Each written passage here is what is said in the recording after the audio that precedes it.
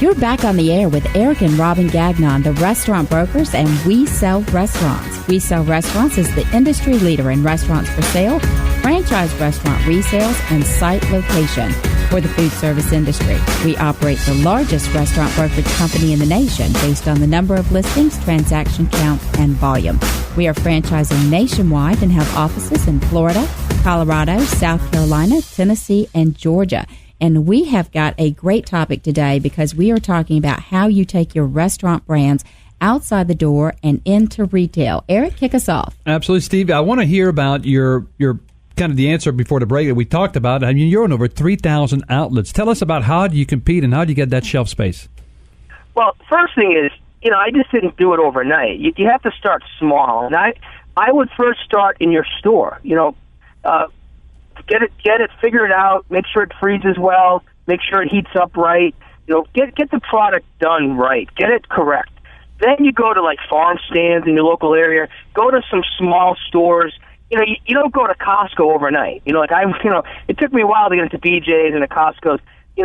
Just start small and perfect it. Because when you get in the big boys, when you get into a Costco and you get your first order and it's like more than you've ever sold in your life, you better be ready.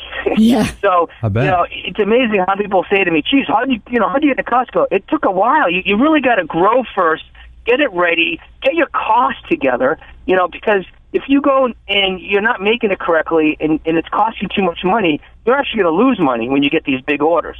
So I always tell people, start slow, make sure it's right, be happy with it, don't be greedy, take your time. And you know what? If it's really good, it's going to grow. When I first started, I was making all the calls. I was visiting everywhere. Now I get the calls. Next week, I'm out to California. I got a bunch of stores out there that have called me that want the product now. So, if it's good, people will want you. And the other thing is about retail, it's about the price. Don't think because you sell it for $8 or $9 in your restaurant, you're going to get that in a retail market. You even have to sell that for $3. And then because they have to mark it up from there. So you really got to make sure the economics make sense. And I can't sell everything I make. I can't sell my $46 prime steaks in stores, obviously, right? So I've got to find the right things that I can sell. I can manufacture economically, and then I can then sell to a store that then they can make money. Everyone has to make money, and just don't think you're just going to walk in and get restaurant markups. That's something I learned first day. I was like, what? I make what? I make $1 on that? I was like in shock, but when I saw that I made many dollars on many cases, I was like, okay, I get it now. It's about volume. Okay, so Tanner, you weigh in because you do help people start small, right? So how would someone go about creating a product? Can you tell us briefly? Well, Steve is exactly right. You want to start off small and make sure it's right. Many people don't understand the margins. They don't understand that operation, and that's what we try to help people with. But in general, if, like Steve said, you can produce it in your kitchen, just sell it to your local customers. Those are the people who most want to buy it anyways. Now, if you want to take a product and start to go into retail, that's the kind of thing where you need people involved in that. You're going to need staff involved in that, or you're going to need to partner with somebody like us who can kind of get you to that next step. Because as these guys know, restaurants are so busy. Having a successful retail product takes a lot of time. So if you want to be not cooking it in your kitchen, not just selling it out of your counter, you're going to need to step up to that next level and get co-packers and salesmen.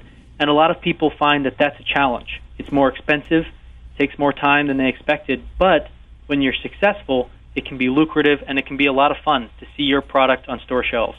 So, Jerry, let me ask you, because you're a big player in this game, what advice would you give someone that wants to develop some sort of an alternative distribution strategy? Quality. I think, if you're small, you're not going to have the 50,000,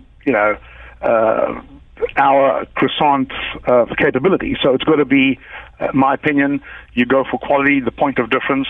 That's what it's really got to be. It's got to be either very different or have a point in quality. When we also started very small, but when we first went to Sam's with our croissant, it was spectacular. If you walk into Sam's today and you cut their croissant, even though we make hundreds of thousands of croissants for them. We sell them tens of millions of dollars. But at the end of the day, that quality in that Sam's Club is as good as what we make in our test kitchen by hand. But you've got to start. The first thing is get it right in your kitchen first. Sell it to one or two little guys around you, and that's. I think we said it earlier. It's got to be slow, and eventually you'll get into people like Sam's. When we met them 7 years ago, they just wanted quality, quality, quality. They still want that, and we have same store, double-digit volume with the quality that we sell them. And we'll put their products and their bakery category against the Ritz-Carlton or Waldorf hotels anywhere in the world. That's how the quality that we've able to replicate in very inexpensively. But it starts off with the quality on the bench in your restaurant. Put the butter in, put the lamination in, and then later on, you can look at the volume and get commodity pricing and do all that stuff. But that comes years later. This is not going to happen overnight. It does take time. It takes a lot of trial and error.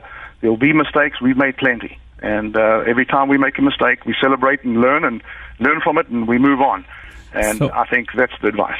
I think, let me ask both of you just to answer yes or no, because I read that Starbucks uses a strategy where they literally put coupons on their grocery store product to drive traffic to their storefronts. Okay, now, Steve, you put your picture on the package, but my question is, are you cross-marketing any way to actually create a direct channel from the grocery store to your stores? Jerry, quickly, yes or no? We don't. Okay, Yeah. And what about you, Steve? Yes, well, I have my book. A picture of my book is on there, my website. We sell a lot of gift cards through our internet. We sell products through the internet. So, yeah, it definitely helps us, no question. There's no coupon or anything like that on the box, which you kind of just gave me an idea. Maybe I should think about that. There you go. All right. So, not that Davios does coupons, so let me make that perfectly clear. We've never done that. But, maybe I'll think of something. yeah. That's kind of the entire purpose of our business, is to say, hey, that's a great product. And people buy from chefs they've never heard of because they know the quality will be there. And then they end up going to visit those restaurants next time they're in town. That is the goal of taking things from restaurant to retail, the topic of today's show. And we have been joined by a fabulous panel on that topic. This is Eric and Robin Gagnon, the restaurant brokers. We've been joined by Jerry Couveris of Atlanta Bread Company with baked goods available in stores like Whole Foods. Chef Steve DiFilippio, whose Davio's frozen spring rolls are found in 3,000 locations, and Tanner Agar from the Chef Shelf. Stay tuned. We'll be back right after the break with Restaurant Reality. What's the reality of getting your product in the supermarket?